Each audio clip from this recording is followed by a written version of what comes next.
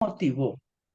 Eh, Nos motivó el hecho de que venimos de pasar un año bien movido, con mucha información acerca de reforma a la salud, de qué debe pasar, con muchas personas con diversas opiniones o diversas posiciones.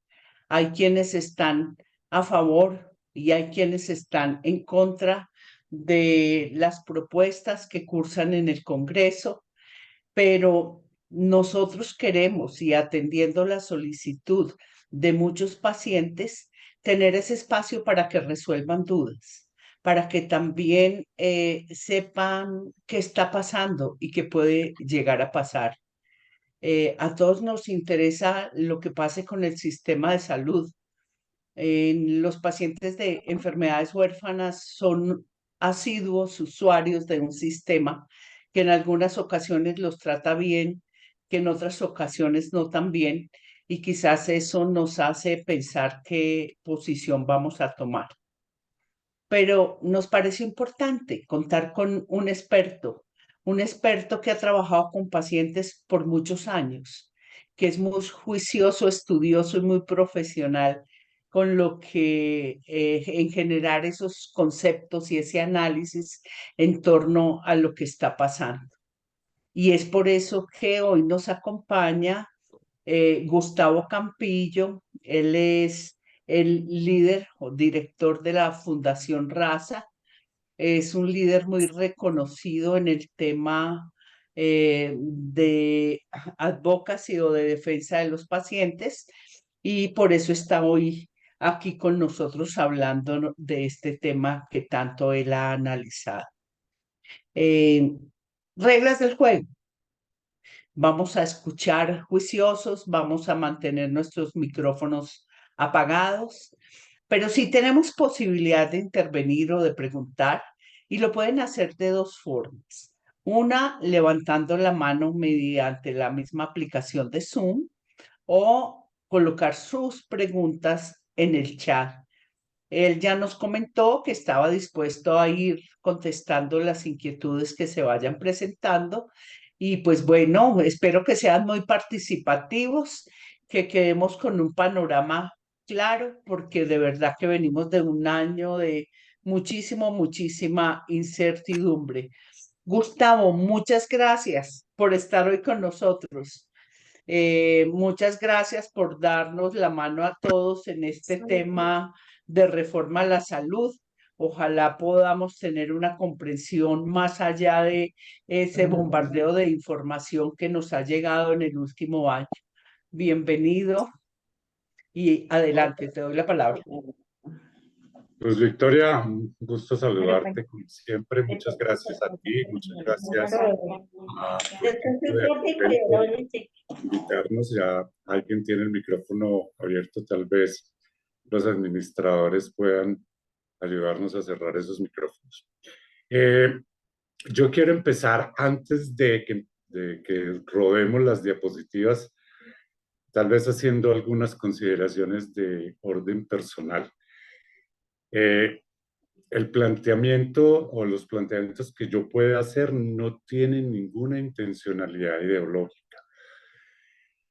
Hay que reconocer que democráticamente hay un sistema de gobierno nuevo, con una ideología que hay que respetar y que hay que ayudar a construir un mejor país, y que los planteamientos que hago yo aquí los hago de manera personal, no comprometen ni a mi institución ni a ninguna de las organizaciones a las que pertenezco, pero sí hay que reconocer que definitivamente la intencionalidad de la reforma al sistema tiene también su origen, su génesis, en la forma ideológica del nuevo gobierno, que no lo pongo en planteamientos de bueno ni malo, sino que lo pongo en planteamientos de contexto para poder entenderlo.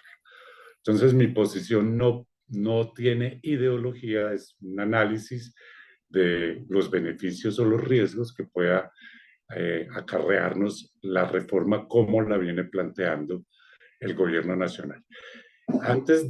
Entonces hay que contextualizar podemos pasar a la siguiente diapositiva, por favor. Hay que contextualizar qué tenemos y qué es lo que se pretende un poco reformar. Nosotros venimos a partir de la Constitución de 1991, y ahí hago un énfasis de que nosotros tuvimos una Constitución desde 1886 hasta 1991, una Constitución que tuvimos durante 105 años y que a partir de 1991 no es que hubiésemos reformado la Constitución, sino que construimos un nuevo marco constitucional. La Constitución es la supremacía de las leyes, es decir, todas las demás ordenamientos jurídicos de cualquier naturaleza, leyes, decretos, acuerdos, circulares, todas las demás actos administrativos y normas tienen que estar supeditadas al marco constitucional para garantizar que eso sea así y que esas leyes y esos actos administrativos no vulneren o desarticulen la Constitución. Tenemos una Corte que es la garante de que eso se conserve, y es la Corte Constitucional, que es muy importante y que más adelante veremos algunos de esos conceptos. A partir de la Constitución de 1991, en el tercer capítulo de la Constitución, se establecen unos derechos sociales, económicos y culturales. Entre esos derechos sociales se establece la seguridad social, y en la seguridad social se constituye el derecho a la salud. En sus orígenes no era un derecho fundamental, era un derecho de naturaleza social.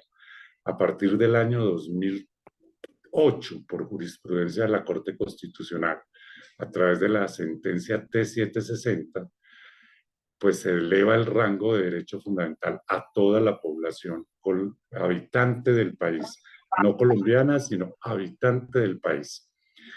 Es decir, para todas las personas que residan en Colombia, la salud es un derecho fundamental a partir de vía jurisprudencial, no por ley, sino por vía jurisprudencial del año 2008. Esa sentencia lleva al Estado, al gobierno nacional, a que tiene que emitir un marco normativo que dé garantía de ese derecho a través de la legislación. Y aparece entonces la ley 1751, que es una ley que modifica la Constitución y le da el rango de derecho fundamental para todos los habitantes del país a la salud. Es tal vez el único país de América Latina que ha elevado un derecho de naturaleza social a un nivel de derecho. Mira, acá están hablando de eso, mira. Eso es muy importante para que lo tengamos en consideración. Entonces, a partir de 2008, por vía jurisprudencial de la Corte Constitucional, y a partir de 2015, por vía legislativa, la salud es un derecho fundamental. ¿Y por qué es importante? Porque a partir de ese concepto de la fundamentalidad del derecho es que se propone la reforma al sistema de salud. ¿Qué hemos logrado? Pues a partir de la Constitución, entonces, dijimos que teníamos que tener un sistema de seguridad social en salud de naturaleza universal. ¿Y por qué de naturaleza universal? Porque antes de la Ley 100, nosotros no teníamos un sistema de seguridad social en salud universal, sino que teníamos una figura de aseguramiento para los trabajadores a través del sistema obrero patronal del Seguro Social. El Seguro Social le daba cobertura al trabajador más en virtud del riesgo económico que significaba la enfermedad del trabajador que en el beneficio de la salud misma del trabajador. Esa fue la concepción del aseguramiento de los trabajadores. Ese trabajador no tenía beneficiarios, solamente su esposa durante la etapa de gestación y el niño hasta el primer año de nacimiento. Era toda la cobertura con la que contaba ese aseguramiento. Es decir, las demás personas o teníamos medicina prepagada, que ya existían las pólizas de medicina prepagada, o éramos beneficiarios de un sistema de salud público que tenía más connotaciones de naturaleza caritativa que de naturaleza aseguradora. Y eso entonces, a partir de la Ley 100 de 1993, que entra en ejecución en abril del 94, se establece que debe haber una cobertura universal, progresiva.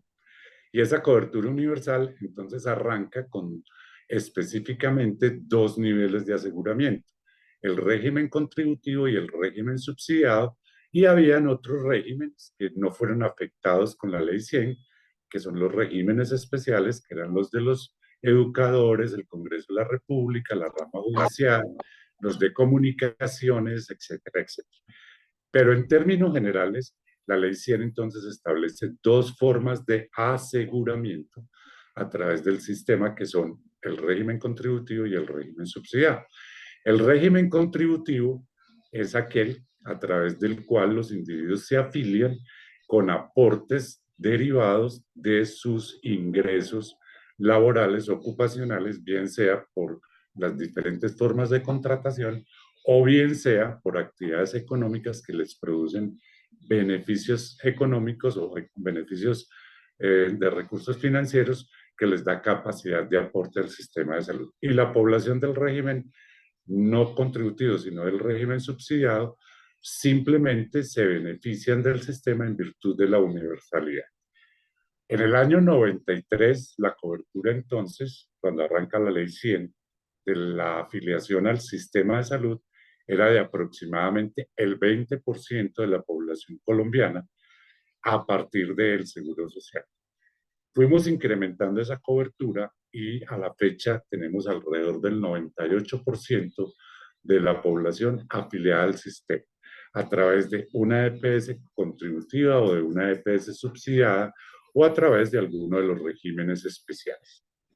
Eso no significa afiliación, no significa acceso, pero significa la garantía de que hay un responsable de la gestión tanto del riesgo en salud de la población afiliada como el riesgo de el deterioro financiero de la población en el sentido de evitar un incremento en el gasto de bolsillo individual para garantizar así entonces la cobertura de la protección financiera. Entonces el aseguramiento específicamente tiene dos aristas importantes de cobertura: la gestión del riesgo en salud y la gestión del riesgo financiero.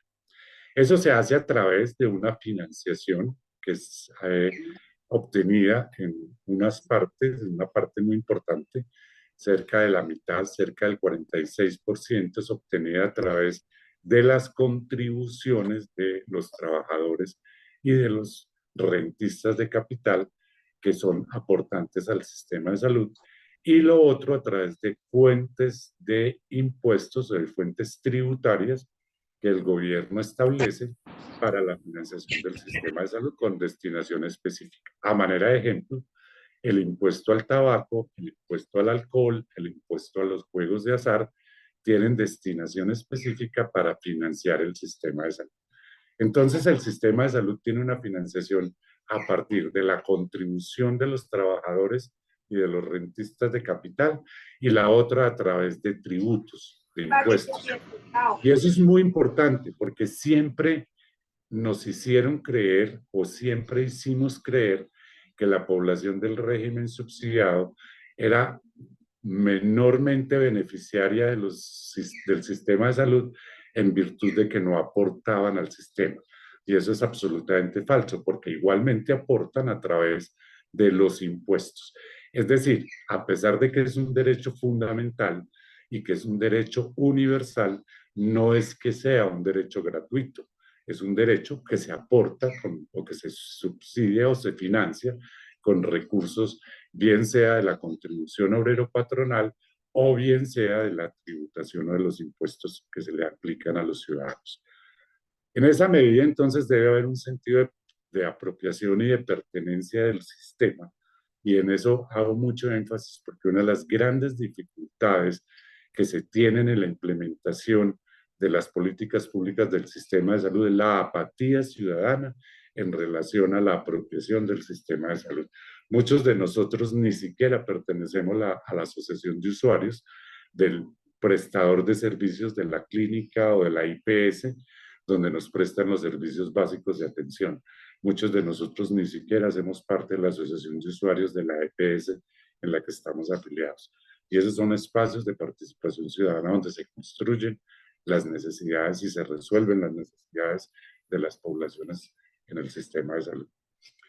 El plan de atención que tenemos derecho todos los ciudadanos en Colombia se financia a través de dos cuentas específicas del administrador de los recursos del sistema de salud, que es el ADRES, y son la cuenta de UPC, y la UPC significa la unidad de pago por capitación.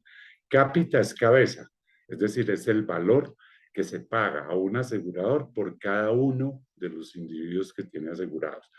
Ese valor cubre un plan de beneficios o una lista de tecnologías, de servicios a los que ese individuo tiene derecho en la cobertura de ese valor.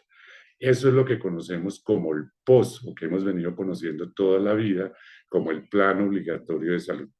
Pero hay componentes de servicios de salud y de tecnologías en salud, medicamentos, ayudas diagnósticas, exámenes, etcétera, procedimientos, que no están contenidos en ese listado que se paga con ese valor de la UPC y se conocen como los servicios no UPC o no POS. Esos servicios se pagan de manera individual en la medida de la prestación.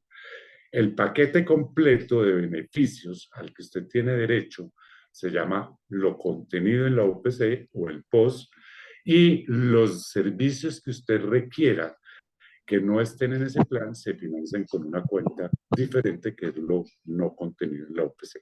Todo con recursos públicos, pero con dos fuentes de financiación diferentes.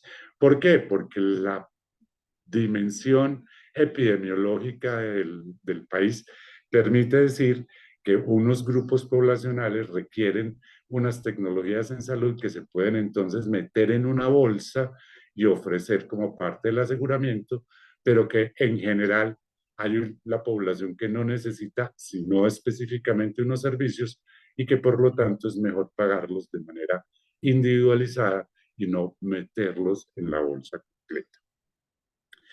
Ese aseguramiento se hace a través de unas administradoras de planes de beneficio que hemos conocido toda la vida como EPS. Esas EPS no prestan servicios de salud.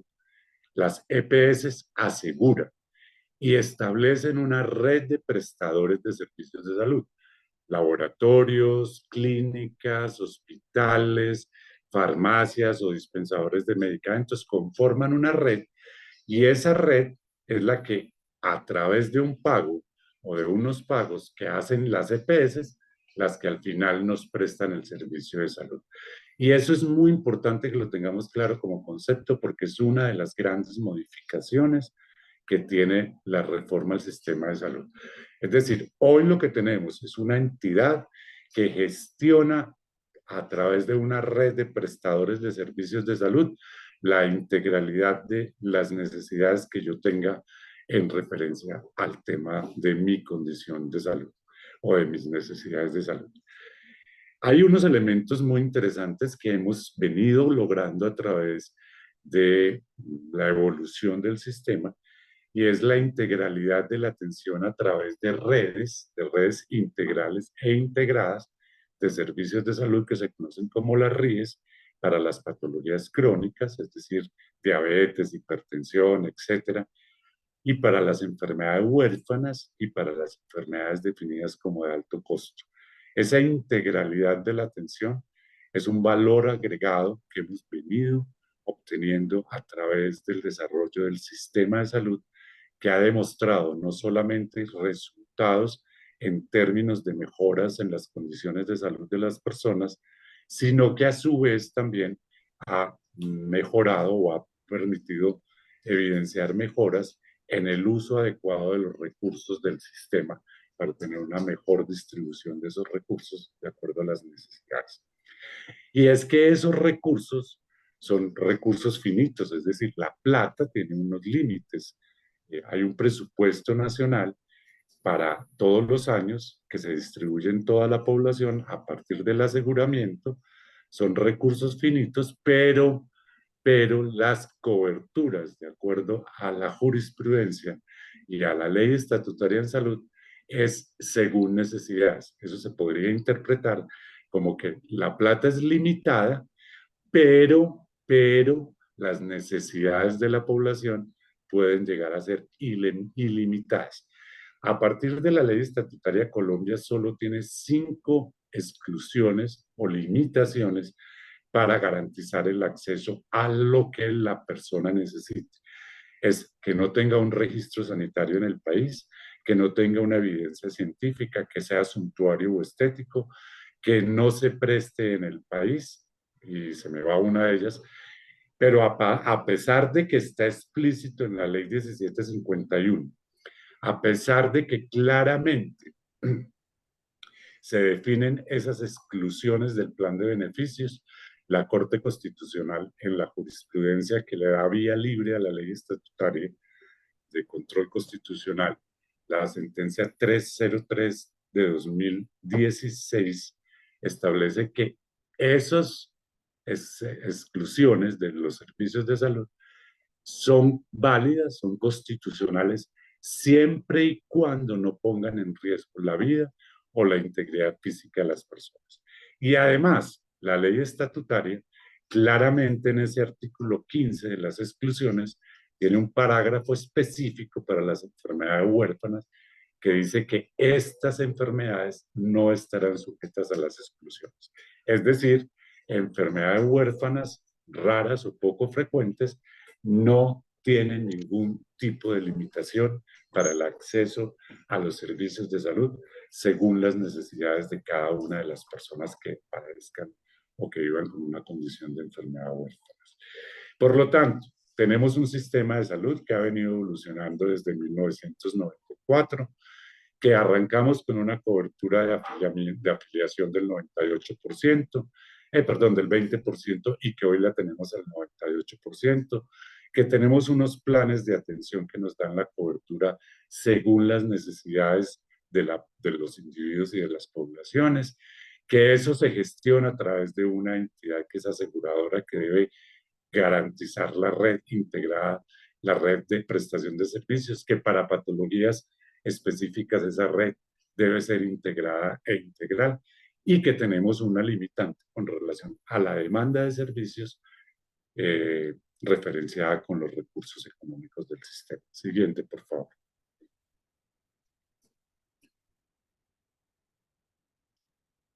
La próxima diapositiva, por favor. Juliana, pasar la diapositiva, por favor. Lo aprovecho para el café. Pero todo eso suena muy bien, y todo eso suena muy bonito, y todo eso suena como si fuera perfecto, pero no. El sistema tiene debilidades, y son debilidades que deben ser intervenidas, y posiblemente se necesite una reforma, o posiblemente no se necesite una reforma estructural del sistema. Posiblemente sí, pero posiblemente pudiéramos resolverlo a través de actos administrativos como decretos, acuerdos circulares, etcétera, resoluciones, etcétera. ¿Cuáles son algunas de las debilidades que nos encontramos hoy en el sistema de salud?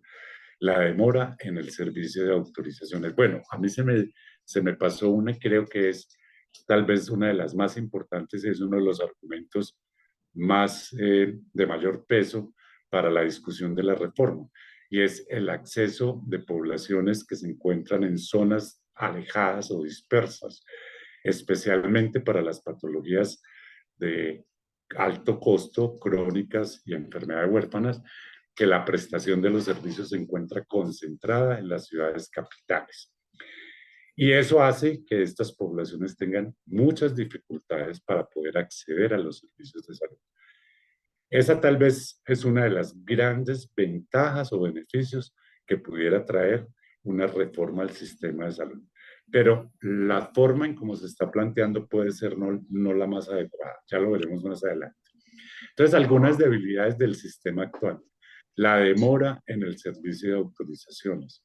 Sí, eso es una realidad. Tenemos una transferencia de trámites administrativos hacia los usuarios por parte de los aseguradores y los prestadores que le trasladan a los pacientes todo el tema de autorizaciones, todo el tema de validaciones, etcétera, etcétera. La dificultad de los canales de comunicación con los prestadores y con los aseguradores, que precisamente al trasladarnos a nosotros como pacientes, todos esos trámites administrativos, pues de alguna manera no encontramos unos canales resolutivos en términos de oportunidad que además se complican en virtud de los tiempos de respuesta y que hacen muy difícil que tengamos de verdad una resolutividad oportuna para las necesidades de las poblaciones. Falta de oportunidad para el acceso a citas con especialistas. Primero hay que hacer ahí varias salvedades. La primera, el talento humano en salud en Colombia es un talento humano relativamente reducido en el sentido del volumen de médicos, enfermeras, laboratoristas, etcétera, de talento humano en general, que el país requiere en virtud de la población y que nosotros, por muchas razones, no hemos podido subsanar. Pero en el tema de especialistas es aún mucho más grave, porque de nuevo el tema de la concentración de los servicios en las ciudades capitales, es decir, zonas como la Amazonía, zonas como La Guajira o zonas incluso cercanas a ciudades capitales, digo cercanas 1 hora, 2 horas, pues no tienen especialistas de manera permanente y eso hace muy complejo.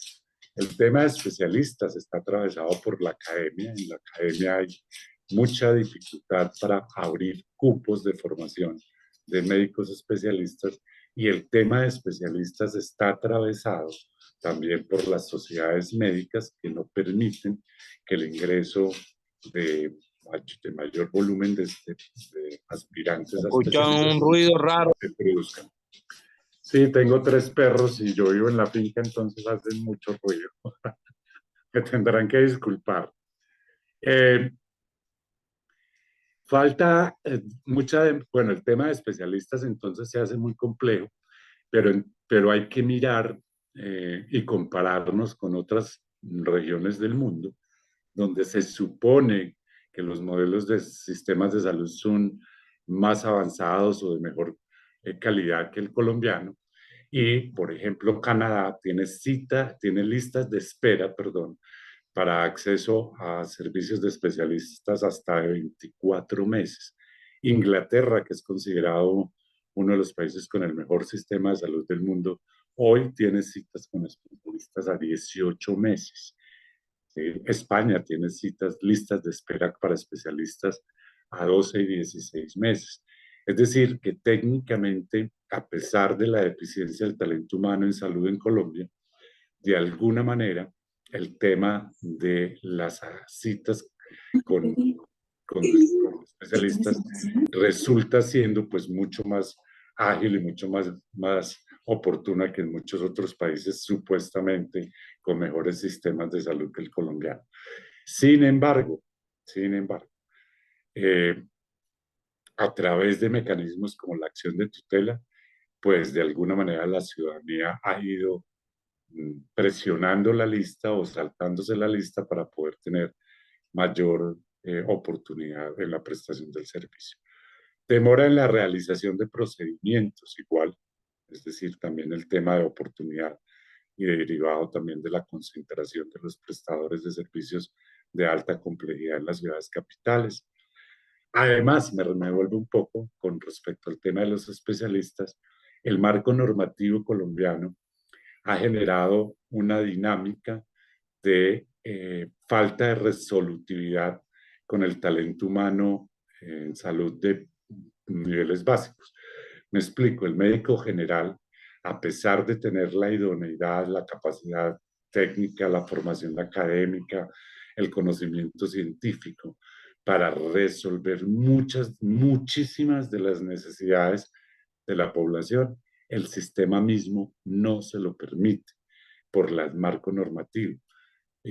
Una persona va donde el médico general con un dolor en una falange de uno de los dedos de su mano y el médico lo único que hace es poderle remitir a un examen básico de tomas de muestras sanguíneas o de orina y derivarlo a un especialista para que el especialista pueda ordenar una resonancia, una radiografía, etcétera, etcétera. Creo que ahí nos hemos equivocado como país en limitar la capacidad resolutiva, máxime cuando tenemos un número de personas de talento humano reducido que pudiéramos estar de alguna manera teniendo mayor capacidad de respuesta en el sistema de salud. Bueno, demora de realización de procedimientos, ya hablábamos de eso, no entrega oportuna de medicamentos, eso es otra de las grandes, digamos, debilidades del sistema, sobre todo en patologías crónicas, en patologías de alto costo, en enfermedades huérfanas, donde la continuidad del medicamento, pues prácticamente es, o la oportunidad del inicio de un tratamiento prácticamente puede ser la diferencia entre la vida y la muerte o la vida con calidad de vida digna y condiciones de afectaciones severas a la integridad física de las personas. Y la falta de red de atención en muchos municipios. Claro, por la concentración misma de los servicios. Y eso tiene un sentido de naturaleza económica. Lo explico.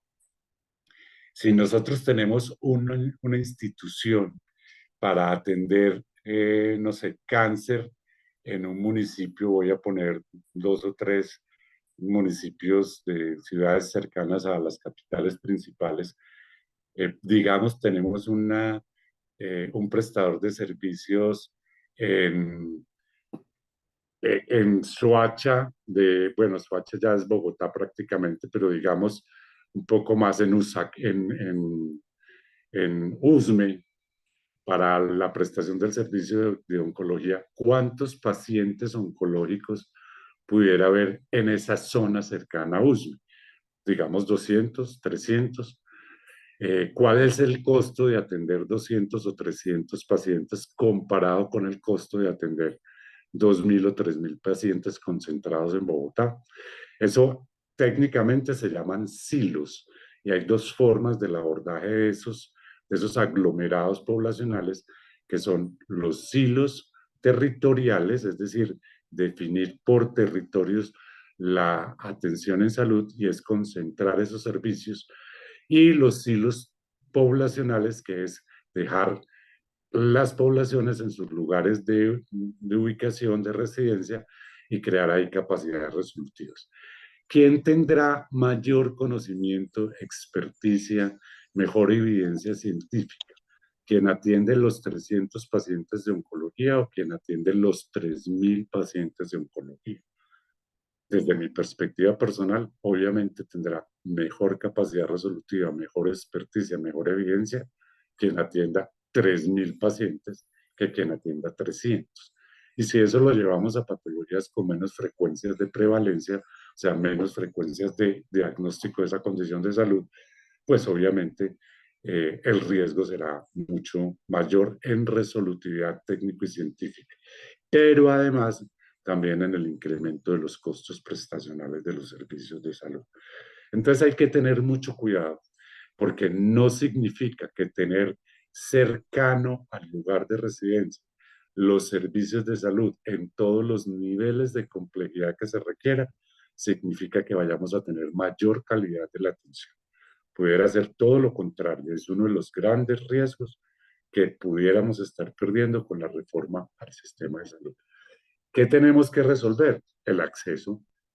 De pronto tenemos que resolver temas de transporte, de pronto tenemos que resolver temas de abordaje sociosanitario, como por ejemplo, ¿quién me paga a mí el hospedaje si me tengo que desplazar?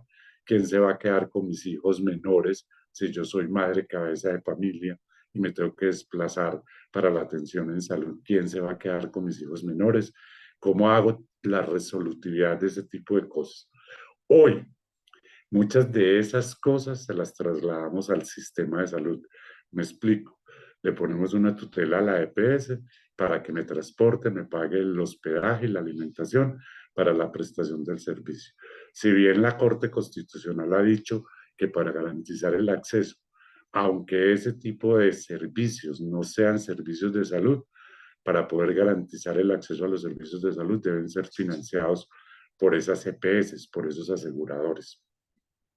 Sin embargo, ese tipo de servicios deben ser parte de otro abordaje que creo que es uno de los grandes beneficios del proyecto de reforma, que es todo el abordaje de los determinantes sociales. De nuevo, me explico. ¿Cuántas de las atenciones por diarreas en los hospitales municipales estamos atendiendo? El culpable de la diarrea es necesariamente el sistema de salud, es necesariamente la EPS, o pudiera ser la falta de infraestructura en el acueducto, pudiera ser la falta de seguridad alimentaria en el territorio, o pudiera ser la falta de educación en hábitos de vida saludable e higiene corporal que pudiera reducir esos impactos. ¿Dónde están los recursos de los entes territoriales impactando en esos otros determinantes sociales que pudieran tener o que definitivamente tienen beneficio en la salud? Ese tipo de cosas las aborda el proyecto de ley y creo que eso es una de las grandes ganancias que tiene el proyecto de ley. Incluir los determinantes sociales para poder tener una intervención en beneficio de la salud individual y colectiva de la población habitante del país. La falta de red de atención en muchos municipios, ya lo decíamos, es muy complejo poder tener todos los niveles de complejidad de atención en salud en los municipios. Eso es muy difícil, es muy costoso y pudiera ser no un beneficio sanitario o un beneficio en salud para la población que esté siendo atendida en esos lugares más cercanos a su lugar de residencia. Pudiera ser que la falta de conocimiento, de evidencia científica, de gestión de riesgos de salud se incrementara en la medida en que haya mayor distribución de la población afectada por una condición específica de salud a través de los territorios. Ese es un riesgo alto que se plantea en la no resolutividad de la integralidad de las redes que veremos más adelante en el proyecto de ley. Siguiente, por favor. Voy a acelerar un poquito en virtud del tiempo. No sé si hayan preguntas en el chat y las quieran ir haciendo, pero para que no se nos queden las preguntas por fuera. Siguiente. Falta de acceso. Sí, ya, ahí, listo. ¿Qué nos preocupa? Pues que podamos perder la libre elección, ya veremos por qué en la próxima diapositiva, la libre elección de un asegurador, la libre elección de un prestador de servicios de salud. Nos preocupa todo el tema de la gestión del riesgo financiero y de la gestión del riesgo en salud, que hoy tenemos garantizada de alguna manera a través de una EPS, que es el asegurador.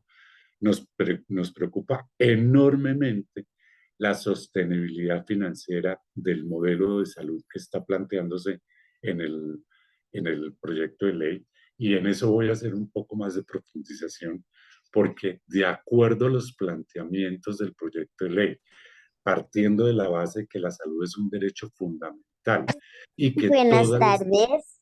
que todas las personas podemos tener acceso a todos los servicios de manera no ordenada, por decirlo de alguna manera amigable, es decir, que cada que quien necesite un servicio, simplemente el sistema se lo tiene que dar sin generar unas prioridades, unas priorizaciones, unos filtros que son necesarios para garantizar la distribución equitativa de los recursos y del acceso a los servicios de salud.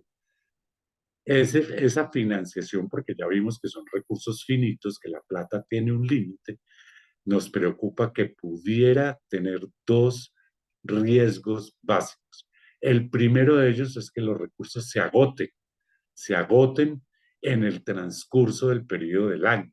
Es decir, que los recursos por demandas desordenadas, por ponerlo de alguna manera, por demandas desordenadas de los ciudadanos, de los servicios de salud, estaríamos entonces súper llevados a que pudiéramos tener Sí. a mediados de año un agotamiento de recursos y nos digan, se acabó la plata. ¿Y qué hacemos con la continuidad de los tratamientos?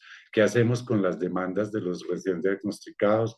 ¿Qué hacemos con todo el tema de los accesos a los servicios de salud que requiere la población si no hay un asegurador que garantice que a pesar de que se acaben los recursos, él tiene la obligación de garantizar la prestación del servicio?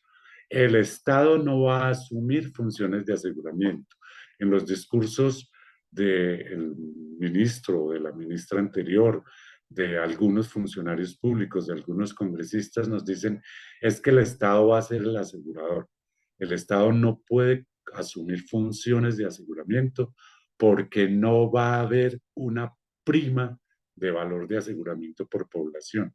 Es decir, ya no va a haber el valor de UPC, porque todos los servicios de salud que se requieran por la población deberán ser garantizados y de manera tal en que, a pesar de que no exista un orden, tienen que ser o brindados de manera inmediata. Ese es un riesgo muy grande que tenemos con el modelo del proyecto de ley, que los recursos del sistema financiero no sean suficientes. El primero es ese.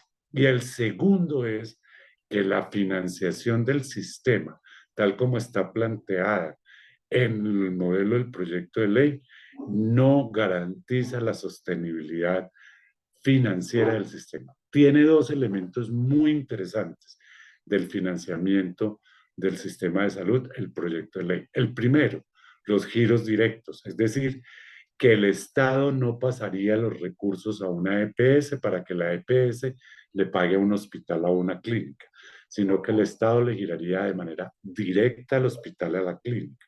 Eso tiene una ventaja enorme en la agilidad para el acceso a servicios de salud, pero tiene un riesgo enorme y es un incentivo perverso a que esa clínica, ese hospital, incremente la inducción a la demanda de servicios porque a él le conviene más facturar que generar la gestión del riesgo y conservar a la población sana. Le sirve más estar prestando servicios de salud porque igual todos los servicios de salud se los pagan. Y eso de nuevo llevaría al desfinanciamiento del sistema. Es muy importante que se hagan los giros directos para que no haya un incremento transaccional del valor de la plata y que la plata llegue directamente a quien presta el servicio. Pero debe haber unos elementos que no están contenidos en el proyecto de ley que garanticen que ese pago directo no incremente los procesos de facturación de manera desordenada o irregular en el sistema porque no habrían recursos para ello. ¿Qué nos preocupa? Que habrá una conformación de redes integradas a partir de unos números diferentes de los que tenemos hoy y que no serán responsabilidad de un asegurador, sino que serán responsabilidad de un ente territorial. Hay una preocupación por la participación efectiva de los usuarios en el sistema de salud. Y hay una preocupación también sobre el conocimiento de cómo se soporta la reforma con todo el tema de la financiación. Y una preocupación adicional que es cómo se navega a través del sistema de salud en ese nuevo modelo. Lo veremos en la siguiente diapositiva. Próxima, por favor. Gustavo, habíamos prometido dentro de tu charla dar espacio Sí, y perfecto. tenemos tres manitos levantadas. ¿Qué tal si damos la palabra a esas tres manos? Pero antes yo quiero transmitirte unos comentarios del chat. Hablaban de que hay demasiada tramitología sin la instrucción necesaria de cómo llevar a cabo esa tramitología dentro de las dificultades que hoy tiene el sistema y qué bueno darle una mirada a eso de cara a la reforma. Y el otro tema que plantearon es la prevención o la promoción y educación en salud que nos está dando, que se espera que el paciente esté enfermo para atenderlo cuando ya la enfermedad esté avanzada, eso en el sistema actual. Entonces, si comparamos con lo que viene, de pronto tengas algún comentario. No sé si lo haces ya o vamos dando la palabra a las personas que tienen la mano levantada. Si quieres, demos la Por palabra a quien tiene ejemplo, la mano levantada, promoción y prevención, y el tema de tramitología. Y enseguida respondemos estos dos comentarios. ok, Listo. Adelante. En orden, la primera sería Lu. Lu, Bueno, muy buenas tardes. ¿Me escuchan? Buenas tardes. Sí, la perfecto. escuchamos, Lu, Muy adelante. buena tarde. Mi nombre es Luisa Fernanda Alzate, soy madre y cuidadora de una niña con enfermedad compleja, que quiere decir que tiene enfermedad huérfana más otras comorbilidades. Dentro de las preocupaciones que yo tengo está el hecho de que se nos ha dicho que el Estado no puede ser entutelado. Entonces, digamos que Se te fue, Lu. ya volví. Lu se fue tú. Ah, Ya volví. Sí, te escucho. Te escuchamos. Digamos que la reforma a la salud es un hecho y que bueno, nos toca, digamos, en una IPS que nunca nos ha tratado. Mi hija, como tiene una enfermedad compleja, la tratan en Cali, yo vivo en Pereira, pero como dices tú, tengo en tutelada la EPS para que me dé los transportes, para que me dé todo ese tipo de cosas. Pero entonces, en ese caso se pierden las tutelas porque uno cuando en tutela es a la EPS, no en tutela al Estado, sino a la EPS.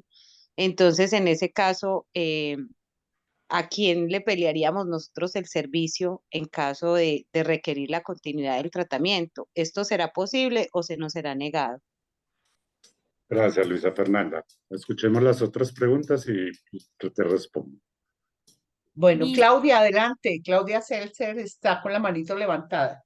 Mil gracias, Luzma. Gracias, Gustavo. Quería, si me vuelves a explicar, por favor, tú hablaste de que los recursos, si se aprueba la reforma, los recursos ya no pasarían por manos de la EPS, sino directamente a la clínica o al hospital. Y no te entendí bien cuál es ese riesgo. O sea, puede ser corrupción o abusan de los servicios que están pidiendo. Es que no te entendí muy bien. Si me lo vuelves a explicar, por favor, mil gracias. Con mucho gusto. Dale. Lo siguiente. Paola Tunjano, adelante. Gracias, doctora Luz Victoria, doctor, buenas tardes. Nada, pues Buenas creo que tardes. la señora Claudia que acabó de preguntar también era, básicamente esa era mi pregunta, porque entendemos que pues siempre hemos visto en el sistema actual, pues parte de los recursos que se van a las EPS como intermediarias, o bueno, no sé cuál sea el nombre adecuado, o administradoras del recurso de la salud, pero pues uno entendería que si va de forma directa con la clínica, mm, pues habría un ahorro y no habría ahí como un porcentaje que a veces a nivel de administrativo pues uno no lo comprende como, como paciente, como cuidador. Esa pues digamos que lo adiciono a la señora Claudia y también con respecto al tema de la prevención y el tema del diagnóstico, si hay algún adicional con la nueva reforma, teniendo en cuenta que a lo largo pues yo creo que de muchos de los que estamos acá que nos compete el tema es porque siempre los diagnósticos se demoran. En mi caso no fue tan puntual debido a un tema genético ya, pero con mi hijo, pero sé que muchas mamás tienen que esperar hasta 4 años para que vean, para que o sea, un tamizaje inicial se podría, digamos, dar inicio a un proceso de verificar esos diagnósticos. Entonces, generalmente pasa que en el sistema actual el tema de prevención o de educación o de diagnóstico temprano no es tan posible. No sé si con la reforma haya un tema de promoción y educación y pues adicionar lo que dijo la señora Claudia, el tema de cuál es el riesgo que sea directamente con la clínica, aunque lo explica que sí, pues que la clínica podría en alguna manera empezar a recetar cosas pues para que facture, ¿no? Para que le facture al Estado.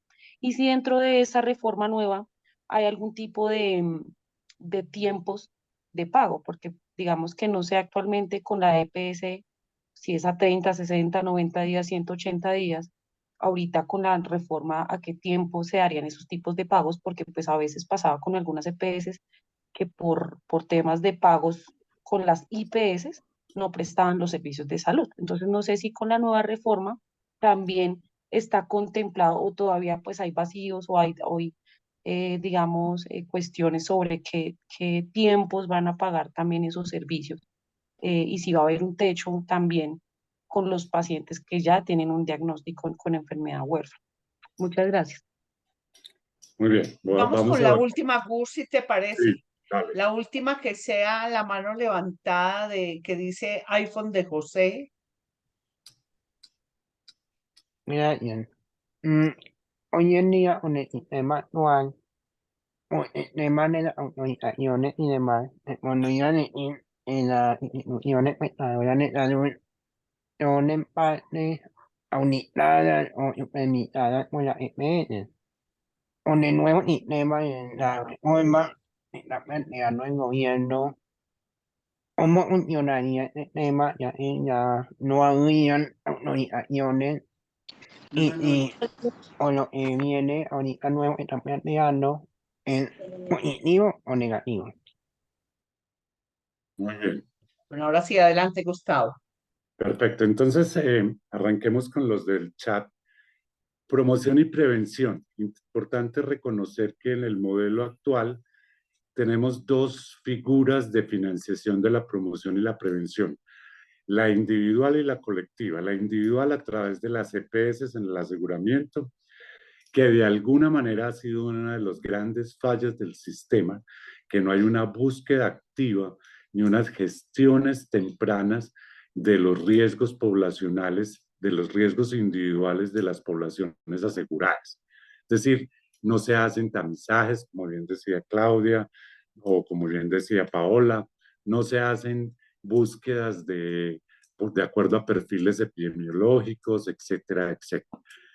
Especialmente, y es un aporte muy interesante porque para patologías, para enfermedades huérfanas, casi muchas de ellas, o la gran mayoría de ellas, tienen origen genético y muchas de ellas pudieran ser detectadas o por lo menos identificado el riesgo de manera muy temprana.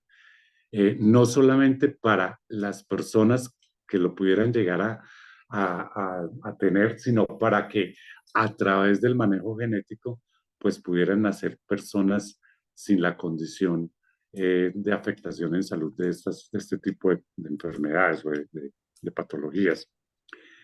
La promoción colectiva se hace a través de los entes territoriales con unos recursos que le gira la nación para los planes de intervenciones colectivas. Generalmente están destinados al tamizaje de citologías vaginales para detectar cáncer de ovario, cáncer de cervix de manera temprana, para todo el tema de enfermedades de transmisión sexual, para todo el tema de enfermedades de transmisión por vectores a través de pues, animales, como el tema del dengue, como el tema de la rabia, es decir, vacunación de perros y gatos, etc. Esas son intervenciones colectivas que están más enfocadas hacia la prevención de las enfermedades de las poblaciones que la de los individuos. Y las que se pagan en el aseguramiento a través de las EPS son las individuales. Sí tenemos ahí una deficiencia enorme de la destinación de los recursos de los aseguradores para las acciones de promoción y prevención. Y sí plantea el proyecto de ley unas acciones y unas...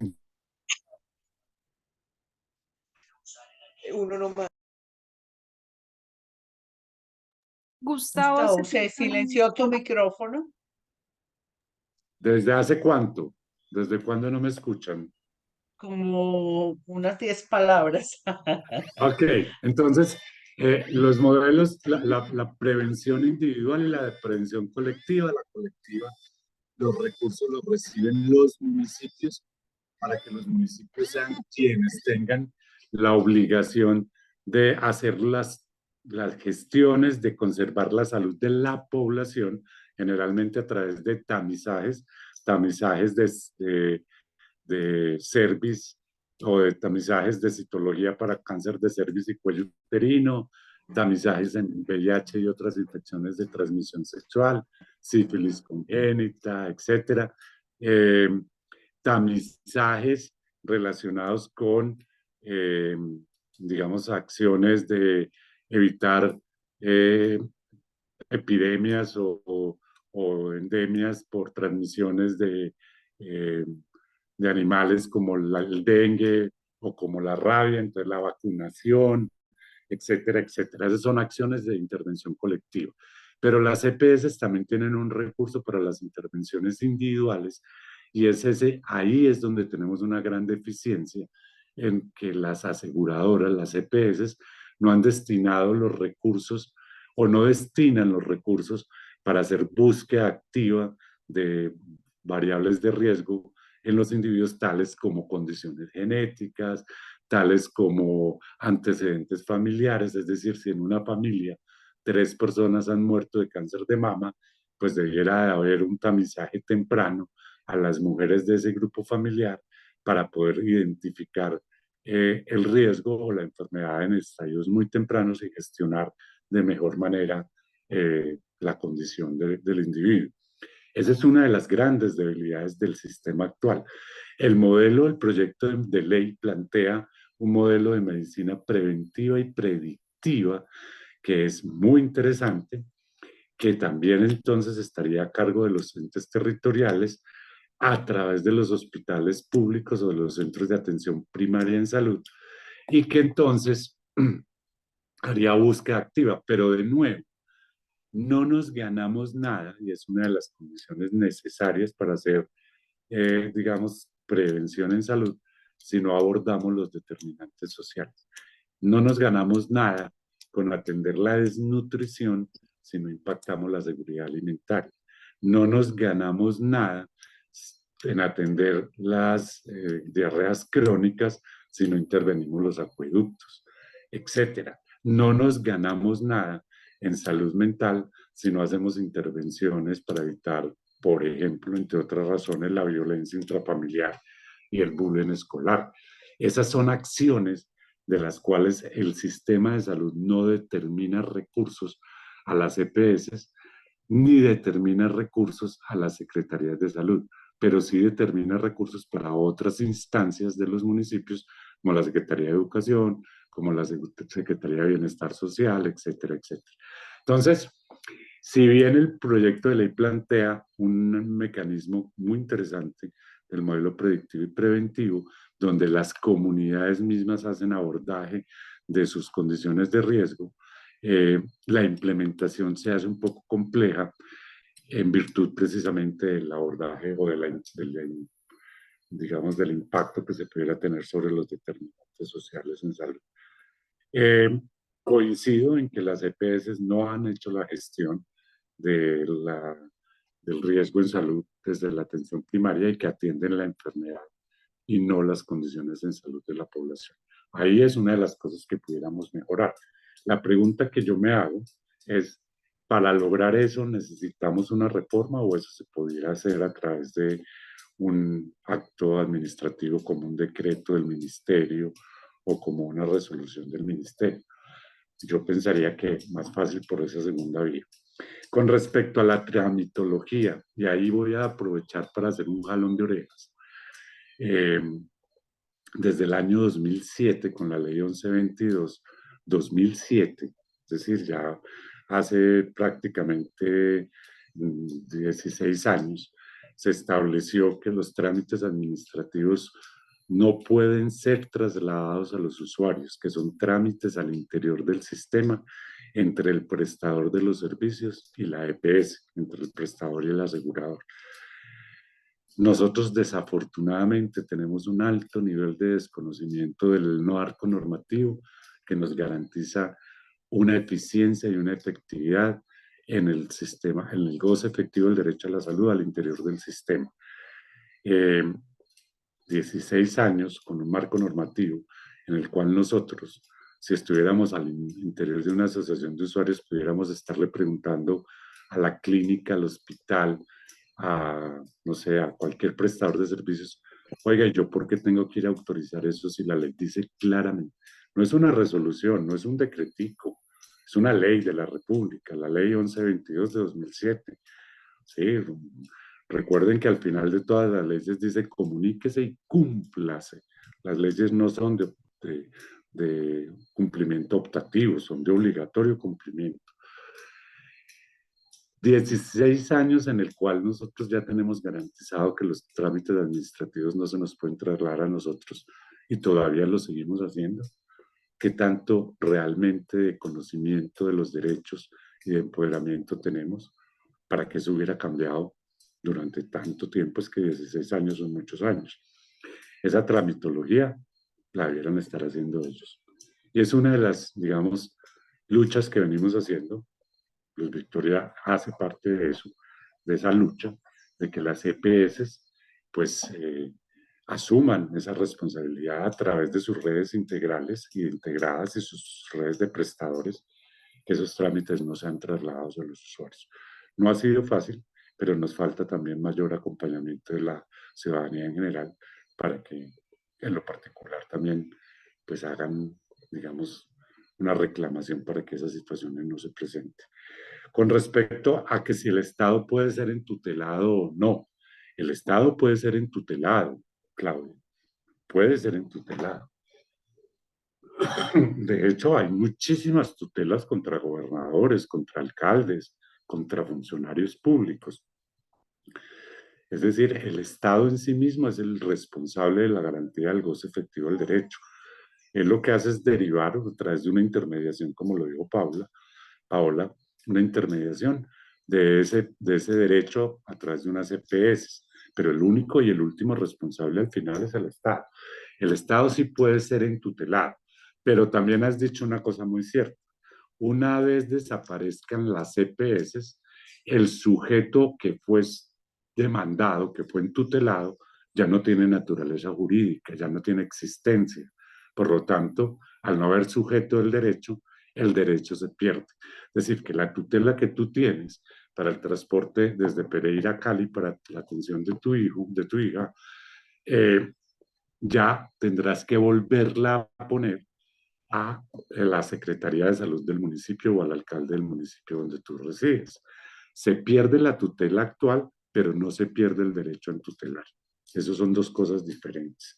Es decir, al perderse el sujeto del derecho, al no existir una EPS, ya no hay un sujeto de derecho responsable. Y eso no se traslada al ente territorial o a la Secretaría de Salud, porque aquí no hay una figura de responsabilidad individual. Cuando empezaron la liquidación de las EPS, hicimos un mecanismo de consulta y de tutelas que llegó a la Corte Constitucional, y la Corte Constitucional en su jurisprudencia dijo, un momentico, las tutelas que tiene una EPS que es liquidada pasan a la EPS receptora, ¿sí? Porque lo que se entuteló es el sistema, ¿sí? Que está representado en un asegurador. Pero no es igual cuando ya el sujeto es un ente territorial, porque yo no le puedo decir a un ente territorial que asuma una tutela que fue interpuesta a otra persona de naturaleza jurídica diferente, cuando realmente no sabemos si el ente territorial va a cumplir o a incumplir. Yo no veo fácil que la Corte Constitucional pueda emitir una jurisprudencia en el sentido de que las tutelas que hoy se tengan se trasladen al ente territorial o al hospital municipal, porque no son aseguradores, son simplemente prestadores de servicios de salud, que es muy importante eso. La figura del aseguramiento desaparece. Y entonces entro a lo de los giros directos para hacer claridad. En el tema de giros directos vamos a ver en la diapositiva siguiente dos riesgos. El primero, del que ya habíamos hablado, de beneficios, pero también riesgos. Perfecto, dejémosla ahí. El primero, los recursos de giro directo se hacen contra facturación. Entonces, ese incremento o ese incentivo negativo para incrementar las facturas por prestación de servicios puede llevar a un agotamiento temprano de los recursos del sistema que nos ponga en un riesgo en mitad del año y que se acabó la plata, y como se acabó la plata, pues entonces no hay forma de continuar con la prestación del servicio. Ese es el primero de los riesgos. Y el segundo de los riesgos es que esos giros directos tienen un proceso de autorización, que también fue otra de las preguntas de la auditoría que hizo tal vez José, tienen un proceso de supervisión y de auditoría a través de todos estos fondos. Primero un fondo municipal, después un fondo departamental, después un fondo regional y después un fondo nacional, que sería en última instancia el ADRES. Todo eso además está, de acuerdo al proyecto de ley, con una auditoría que harían las figuras en las que se convierten las EPS de hoy, que serían gestoras de salud y vida, que de alguna manera articulan la red, que no sabemos cómo lo van a hacer, ya les explico por qué, de alguna manera todavía conservan la gestión de articular una red de prestadores de servicios y que además auditarían la prestación del servicio con un incentivo económico entre el 4 y el 5% del valor total de la facturación. ¿Listo? Entonces, ese incentivo, pues prácticamente es un incentivo que para las EPS puede no ser lo suficientemente interesante en virtud de toda la infraestructura que se requiera para poder garantizar esas funciones de la articulación, de la gestión de la red, y que además de esa gestión de la red tengan que estar haciendo una auditoría de la prestación de los servicios. ¿Y por qué entonces el riesgo con los fondos municipales? Porque los hospitales públicos, que serán en primera instancia los centros de atención primaria en salud, los hospitales públicos, porque seguramente la red privada estará pues en las ciudades capitales, pero en los municipios, en el resto de municipios del país, lo único que hay es un hospital público. A ese hospital público, que es el centro de atención primaria en salud, yo me adscribo, o sea, me tengo que inscribir a ese centro de atención primaria en salud. No habrá libre elección, sino en dos variables. La primera, que puedo elegir que el centro de atención primaria en salud, el CAP, sea el que sea más cercano a mi lugar de residencia o el que sea más cercano a mi lugar de trabajo. ¿Cuál es el problema de afiliarme al que sea más cercano a mi lugar de trabajo? Que yo me debo afiliar o me debo inscribir a ese CAP como grupo poblacional, que es una de las inconsistencias que tiene la ley, como grupo familiar, perdón, que es una de las inconsistencias que tiene el proyecto de ley. Se afilia al grupo familiar al centro de atención primaria en salud, pero resulta que el único que trabaja en mi casa soy yo, y yo trabajo, por decir cualquier cosa, mi familia vive en Cali, pero yo trabajo en Palmira. Si yo me inscribo en el centro de atención primaria más cercano a mi lugar de trabajo, es el de Palmira. El resto de mi familia tendrá que ir a Palmira.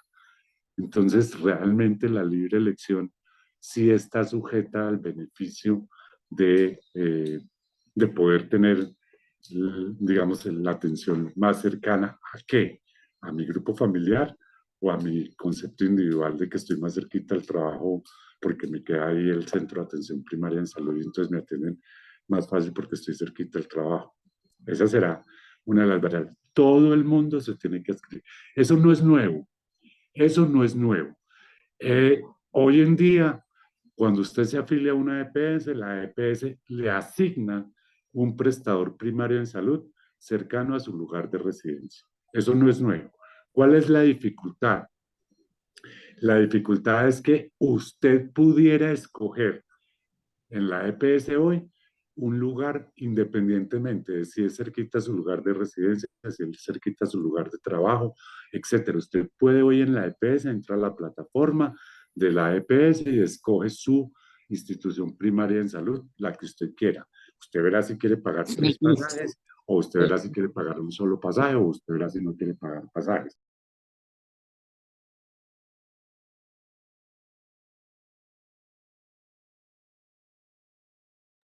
Se silenció nuevamente. Se fue el audio. Pero me están silenciando por ahí porque yo no he tocado mi teléfono. Ah, ya se escucha. Ok, que decía que entonces la libre elección se pierde y es una de las grandes dificultades del proyecto de ley, porque los derechos en salud son de naturaleza progresiva y son derechos adquiridos.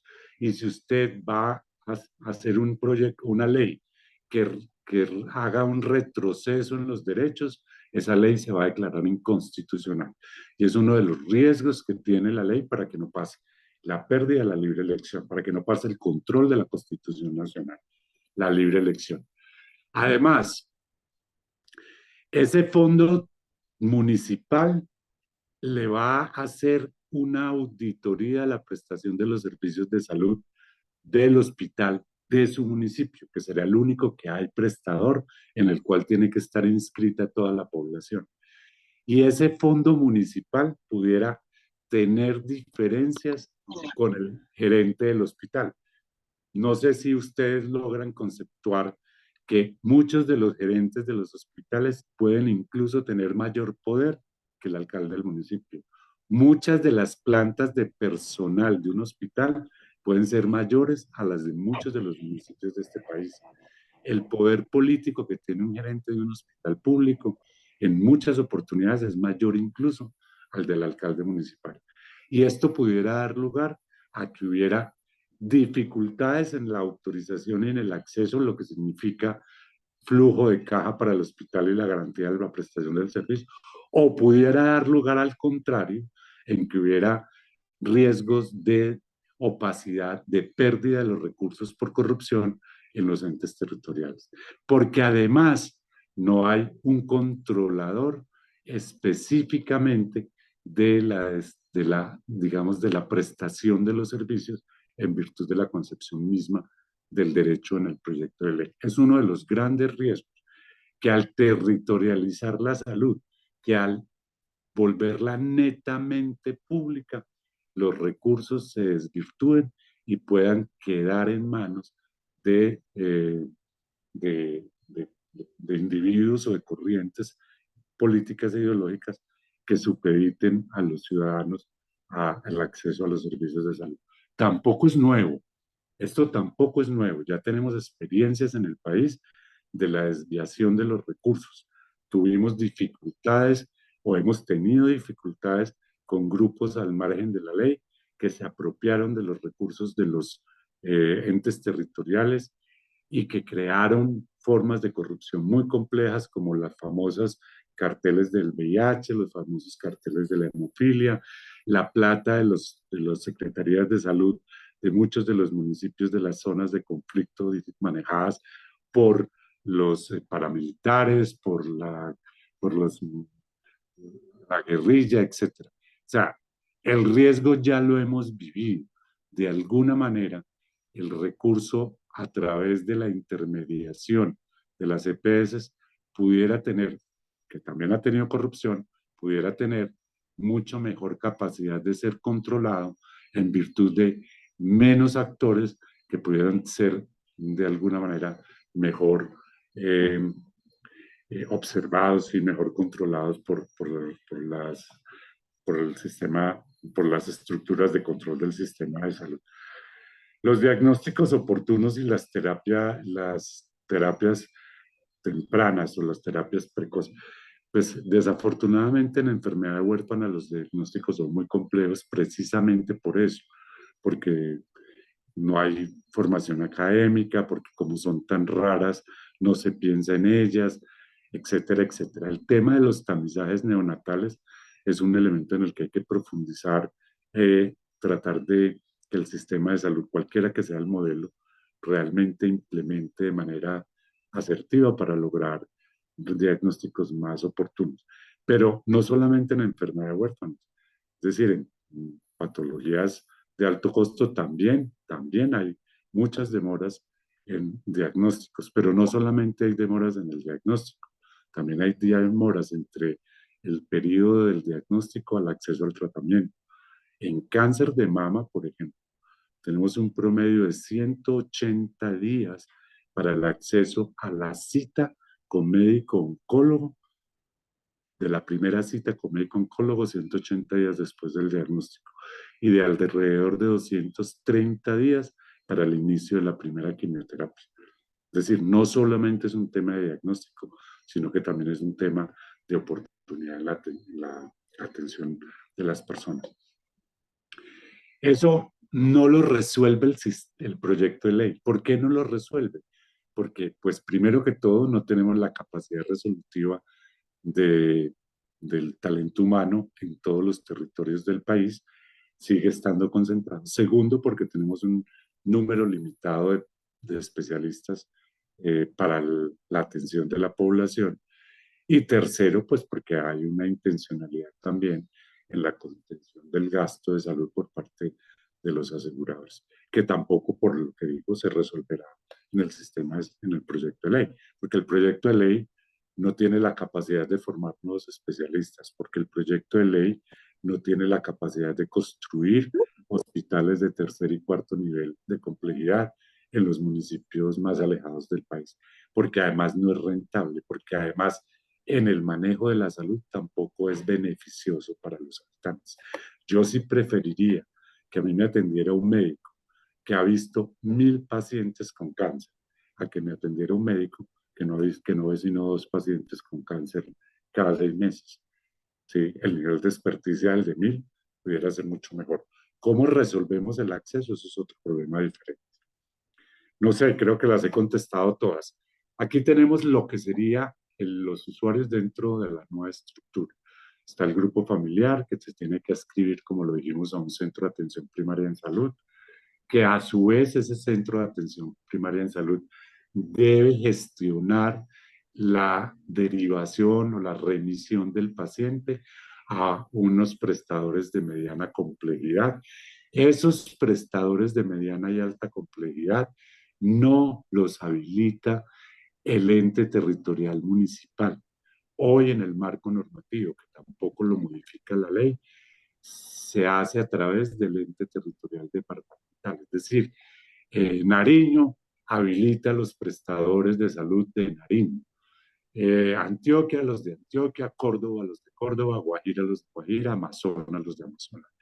Eso entonces hace que ese territorio sea quien habilita los prestadores de servicios de salud. En el proyecto de ley nos están diciendo que vamos a tener una atención territorial no sujeta al ordenamiento geográfico colombiano. Es decir, que los pacientes de Córdoba, de Chocó y de la zona norte, de la zona cafetera, pueden ser atendidos en Medellín porque tenemos la capacidad resolutiva para atenderlos en Medellín. Pero se le olvida al proyecto de ley que los servicios de salud de Antioquia los habilita Antioquia y que el territorio de Córdoba no puede contratar servicios de salud que no estén habilitados en Córdoba. Es decir, que además el proyecto de ley tiene que contemplar unas figuras de habilitación de servicios de salud distintos a lo que establece el modelo de ley hoy en día. Eso es importante, porque no es posible que el hospital de Lorica o el hospital de Quibdó o el hospital de un municipio cualquiera de la zona del Quindío derive los pacientes a la red de Medellín, porque esa red de Medellín no está habilitada en ese territorio donde está el centro de atención primaria de salud. Las enfermedades catastróficas y enfermedades raras estarán concentradas siempre en las grandes ciudades capitales, por la capacidad resolutiva y por el bajo volumen de la población. Por lo tanto, su red de prestación de servicios estará determinada por esas variables que acabamos de decir, de habilitación territorial, que hoy un asegurador puede contratar una red de prestación para pacientes de Pereira, como es el caso de Claudia, para llevarlos a Cali, pero que cuando estemos en el modelo que nos plantea el proyecto de ley, no va a ser posible que Pereira contrate o que un hospital de Pereira contrate la prestación del servicio con un hospital de Cali, porque no está habilitado en Risaralda, porque no tiene la habilitación de Risaralda y porque a Risaralda no le compete habilitar un hospital de Cali. Ese es uno de los grandes riesgos que hoy tiene el proyecto de ley, que todos los modelos de atención integral, de patologías crónicas, de patologías de alto costo, de enfermedades raras, poco frecuentes o huérfanas, esas redes integrales de atención que hoy tenemos se pueden llegar a desbaratar si el proyecto de ley no contempla un modelo diferente para la habilitación de la prestación de los servicios. Cada uno de esos territorios tiene un fondo de recursos para la asignación de dineros a los prestadores de servicios de salud.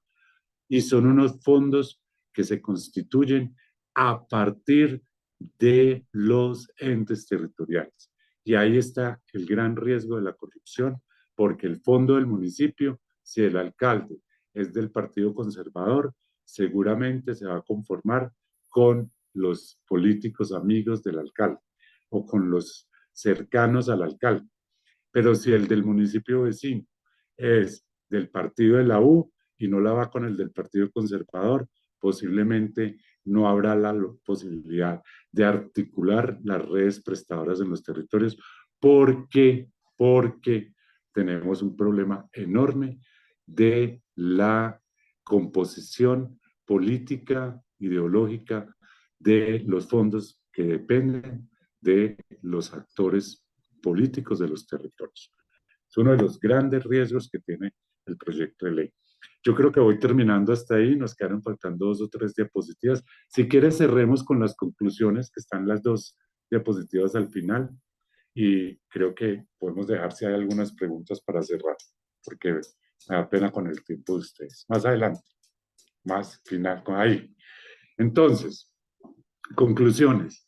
Hoy tenemos recursos de inversión privada, hospitales privados, clínicas privadas, EPS privadas, que han traído avances en tecnología y en infraestructura que se nos debe garantizar la continuidad de esa prestación de los servicios.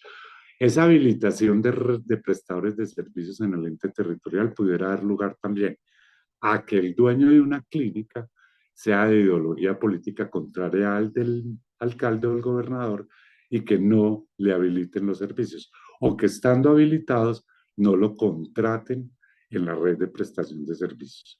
Es decir, hoy eso de alguna manera está sujeto a la voluntad de una EPS que tiene que velar por la garantía de la calidad de la prestación de los servicios y que pudiera trasladarse a una acción más de intención política que de beneficio en el bienestar de la población. Queremos que se mantenga la inversión privada en el sector, eso es necesario. Queremos que las personas en zonas apartadas tengan mayor acceso y mayor oportunidad en el acceso a la salud.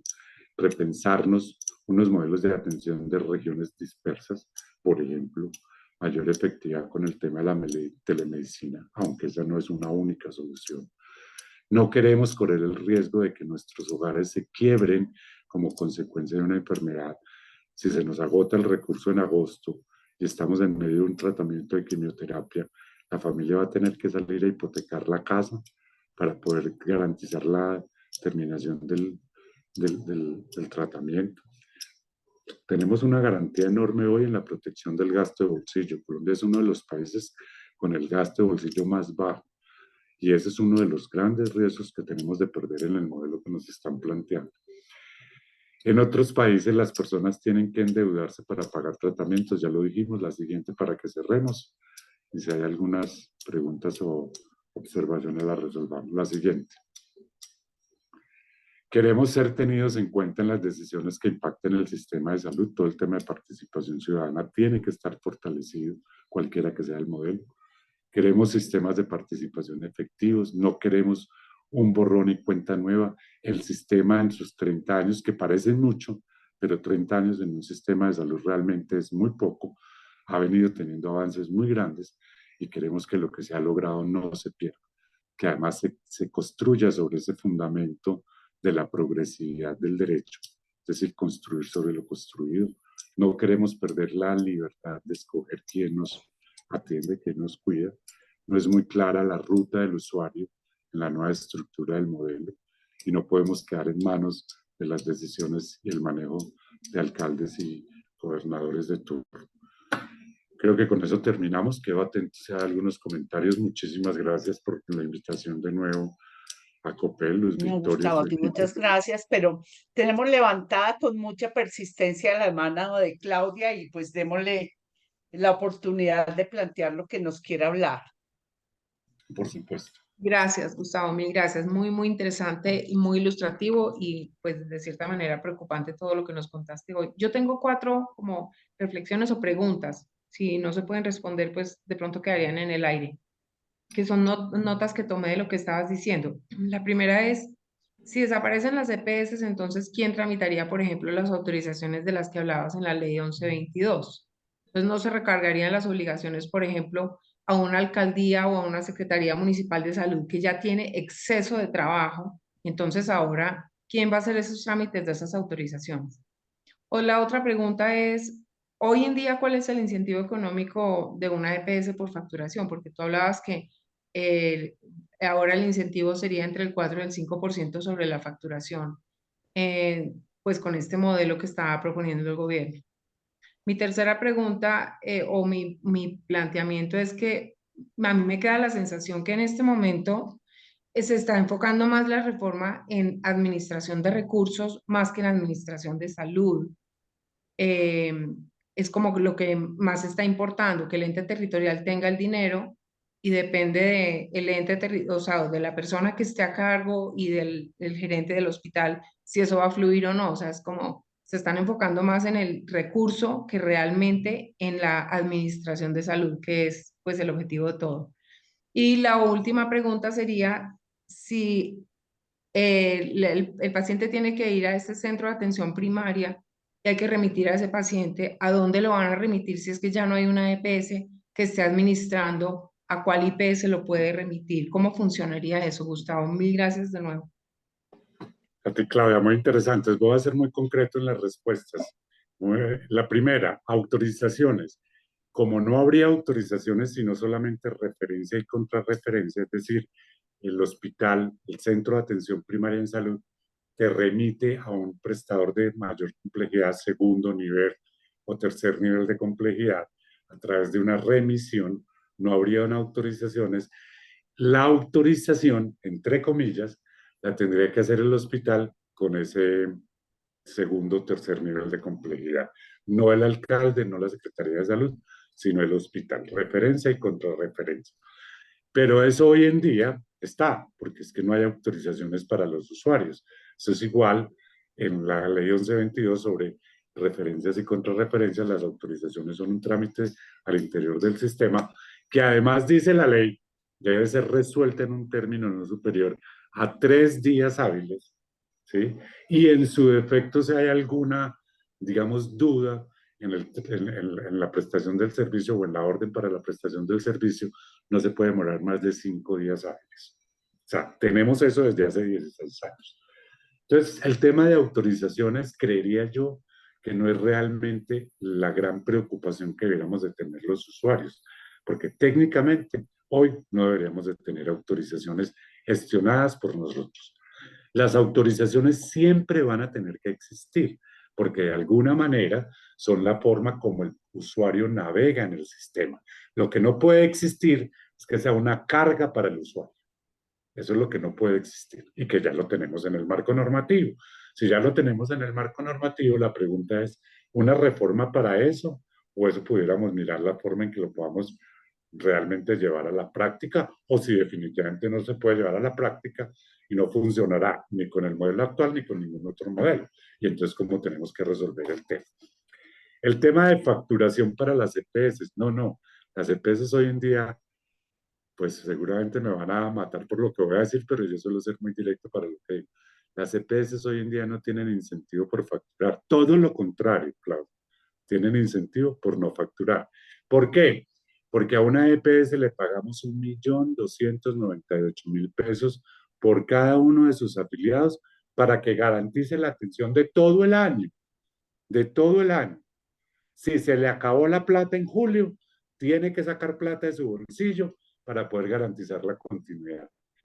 En cambio, al ente territorial no le podemos decir, como a usted se le acabó la plata en junio, garantice la continuidad de la atención de la población, porque el ente territorial no es asegurador.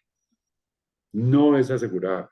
Y no le podemos decir a la ADRES, oiga, como al hospital de mi pueblo se le acabó la plata en agosto, hágame el favor y le gira más plata, porque la ADRES no es asegurador. Y la ADRES va a decir, yo no tengo dónde sacar más, porque es que yo tengo platas por presupuesto demasiado. ¿Sí? Esa es la pérdida del aseguramiento. Es que ese es el riesgo. ¿Qué hago yo entonces? Tengo que salir a buscar la plata, a pedir prestado, a hipotecar mi casa, o a vender el carro, o a vender la nevera para garantizar la prestación del servicio, porque no va a haber otra forma.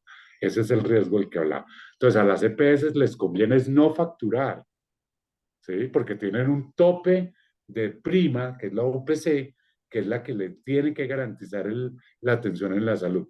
Las EPS tienen al revés, el incentivo de no facturar. Pero ¿necesitamos una reforma para eso? No, necesitamos una reforma de que si usted es la EPSA y tiene una población con diagnóstico mayor, un volumen mayor de personas con diagnósticos de cáncer de mama, pero que además esos diagnósticos de cáncer de mama los está haciendo cuando la paciente ya tiene metástasis en pulmón, cerebro y huesos, usted no está haciendo gestión del riesgo. Lo castigo, le quito la plata o le quito plata de la población y lo castigo. Eso no se hace.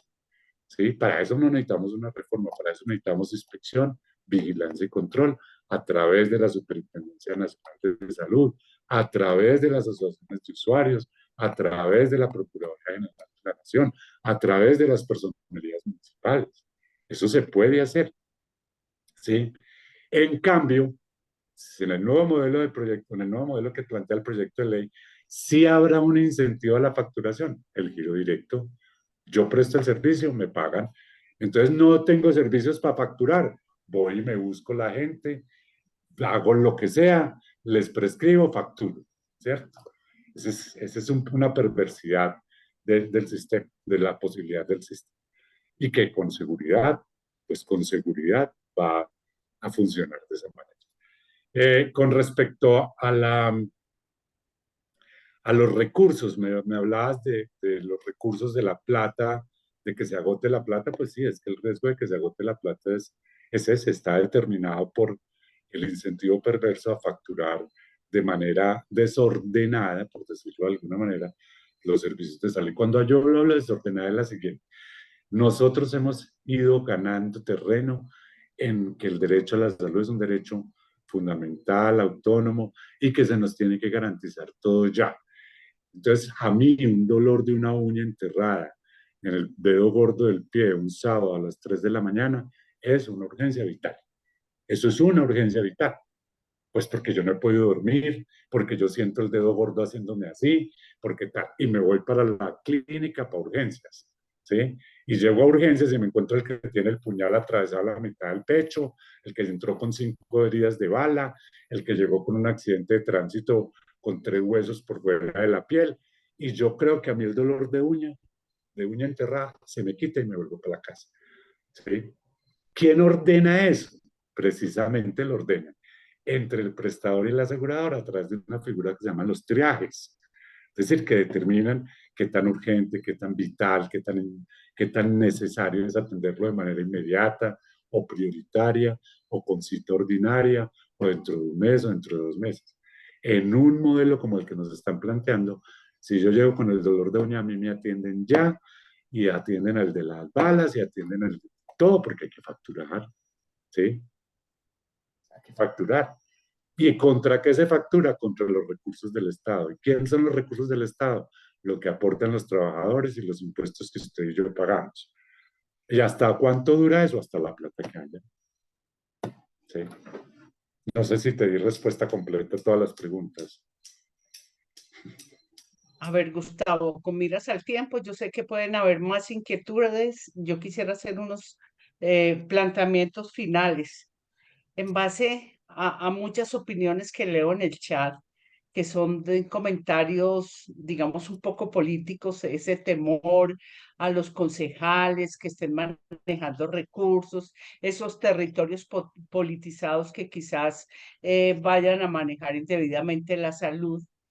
yo quisiera hacer un llamado y no sé si tú me respaldas en eso, que de cara a unas elecciones que vamos a enfrentar en 2 meses, pues miremos por quién vamos a votar, miremos quiénes van a respaldar quizás un proyecto de ley que no nos conviene a todos.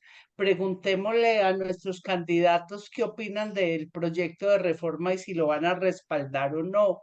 Que también seamos conscientes que las personas que están tomando decisiones en alguna forma también las elegimos nosotros. Entonces, pues ese llamado, ya que hay tanto comentario político. Y Gustavo, también sabemos que el 20 de julio hubo un nuevo proyecto de ley que presenta el Partido Liberal, con unos planteamientos como poner en cintura las EPS, con unos planteamientos como eh, que los recursos de salud se van a manejar de forma diferente. Sobre ese nuevo proyecto, ¿tienes algo para comentarnos así en una forma rápida? Porque cuando hablamos de reforma nos estamos limitando mucho a hablar EPS o no EPS. Y ahí es donde están como diciendo, tomen partido en favor o en contra de ellas. Y de eso no se trata.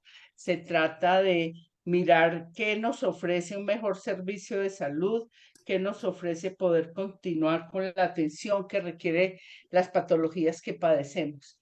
Solamente esos comentarios para cerrar y me gustaría oír, Gustavo, lo que opinas y sobre todo si hay una forma rápida que nos cuentes de ese proyecto que presenta el Partido Liberal el 20 de julio. Sí, cuando iniciamos esta charla, Luzbi, lo primero que dije es que si bien mis planteamientos no eran ideologizados, hay una ideología política en el nuevo gobierno que tiene todo el derecho a desarrollar porque democráticamente ganó las elecciones. No lo defiendo, pero soy demócrata y ganaron las elecciones y tienen una filosofía. Claudia lo planteó muy bien en las consideraciones anteriores. Ella presiente que el tema no es de atención y de mejor atención en salud y mejor calidad de vida de las poblaciones, sino que quién maneja la plata. Eso es cierto, Claudia. Aquí la discusión es o lo manejan los privados o lo manejan los públicos, porque la discusión es esa, es ideológica. La ideología del gobierno plantea que los recursos de naturaleza pública deben ser manejados por lo público y no por los privados, y que los privados de alguna manera pues no han hecho o no hacen un buen manejo tampoco de los recursos del sistema o de los sistemas cualquiera que ellos sean. Ahí me articulo entonces con la participación ciudadana, no es solamente estar en una asociación de usuarios. La participación ciudadana es elegir bien, independientemente de cuál sea su ideología, cuál sea su experiencia en su territorio, en su vida, en sus condiciones como individuo. Usted tiene una responsabilidad personal y colectiva de elegir buenos gobernantes, porque en la medida en que usted elige, es el anfitrión el que me silencia. En la medida en que usted elija buenos gobernantes, vamos a poder progresar. ¿Qué considere usted como buenos gobernantes? Pues el que usted considere que tiene un mejor proyecto político para el desarrollo de sus comunidades, ese sería el mejor gobernante, independientemente de cuál sea la corriente política. Pero no podemos seguir eligiendo gobernantes porque nos dieron un tamal, porque nos dieron 50,000 pesos, porque nos dieron una camiseta, porque nos dieron una cachucha. Eso es un atentado contra la dignidad de los habitantes del país. Cuando usted hace eso, que además es un acto ilegal, pues usted también está afectando no solamente su desarrollo y su evolución y el de su territorio, sino el de los demás habitantes del país. Eso es una responsabilidad importante. Elegir bien significa una responsabilidad social enorme. Pero además, hay que estar en los procesos de participación ciudadana, en esos procesos de asociaciones de usuarios de IPS, de EPS, de clínicas y hospitales, en los comités comités de participación comunitaria en salud de los territorios, etcétera. Hay que estar ahí porque es ahí donde se pueden hacer las incidencias en las políticas públicas. La segunda pregunta se me perdió el segundo comentario, porque me emocioné con el primero, que es la participación ciudadana. Proyecto de ley del Partido Liberal. El proyecto de ley del Partido Liberal. El trámite del proyecto de ley del gobierno, que es el proyecto de ley 339 acumulado, con dos proyectos más, el 340 y el 341, el 340 presentado por el Centro Democrático y el 341 presentado por la sociedad civil, Pacientes Colombia, avalado por dos congresistas, un representante de la Cámara del Centro Democrático y un senador del partido de la U, quienes fueron quienes firmaron por nosotros para poderlo radicar en el Congreso. Ese proyecto de ley fue aprobado en Comisión Séptima de Cámara, es decir, la primera parte del trámite legislativo ya lo cursó. Está sujeto a trámite en Senado, que iniciaría en esta legislatura. Pero además, el Partido Liberal presentó un proyecto de ley que no es de ley ordinaria como el 339, que es una de las discusiones técnicas, si modificar un derecho fundamental se debe hacer a través de una ley estatutaria, porque está modificándose la Constitución por ser derecho fundamental, o si una ley ordinaria puede hacer una modificación estructural del sistema.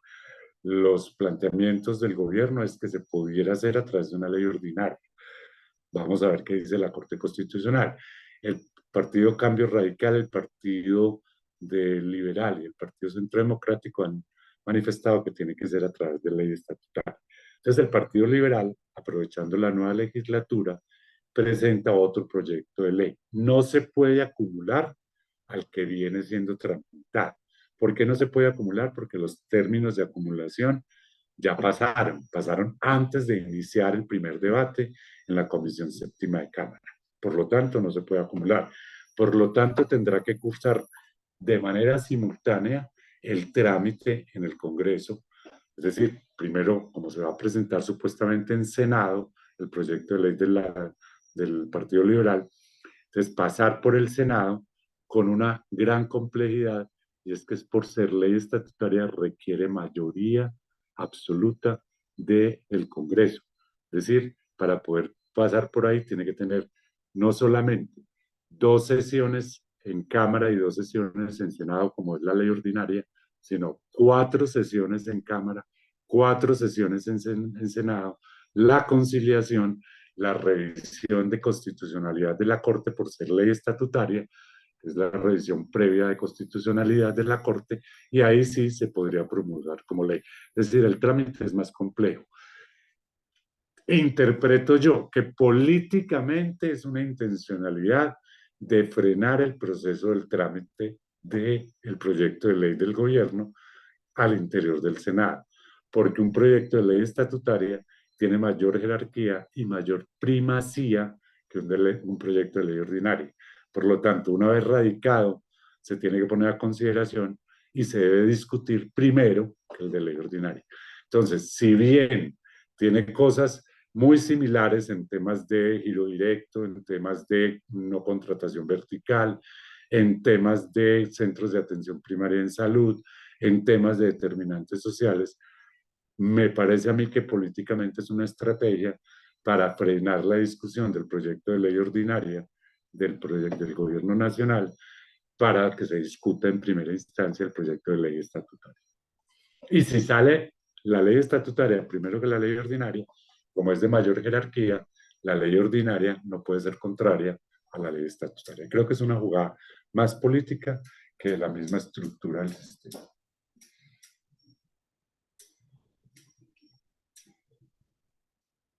No quiero abusar más de tu tiempo tan Yo soy muy generoso que apasionado, me ha puedo sido quedar el tu tiempo que quiera, a mí participación. me preocupa el tiempo de ustedes. No, pero todos están en la libertad de continuar o abandonar. Entonces, no sé si alguien quiere hacer un comentario adicional.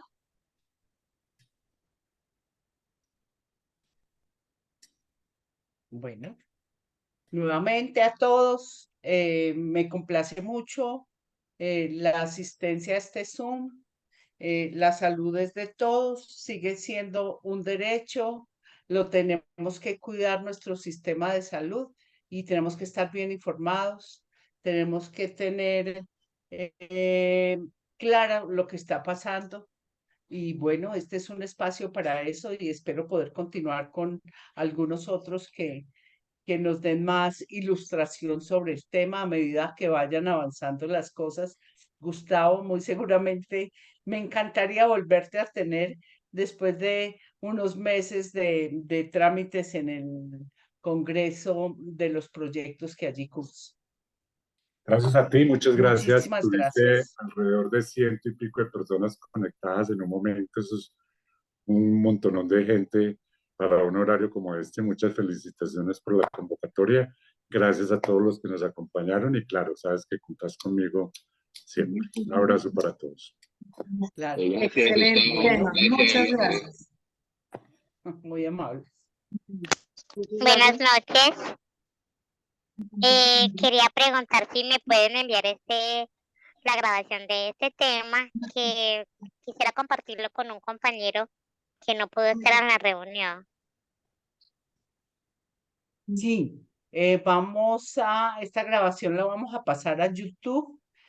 Tuvimos un inconveniente con el número de integrantes de la reunión y por eso lo vamos a hacer y vamos a compartir el link para que puedan volver a ver o compartir con otras personas interesadas.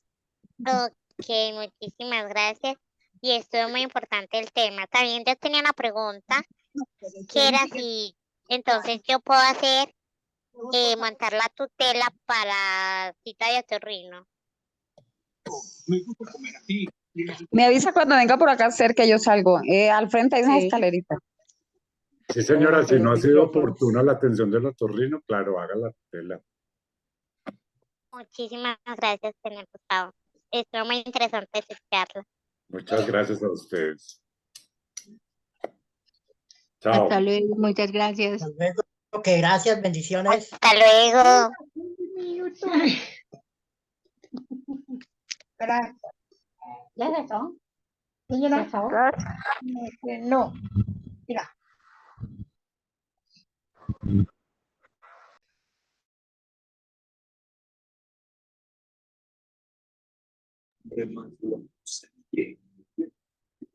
Que te diga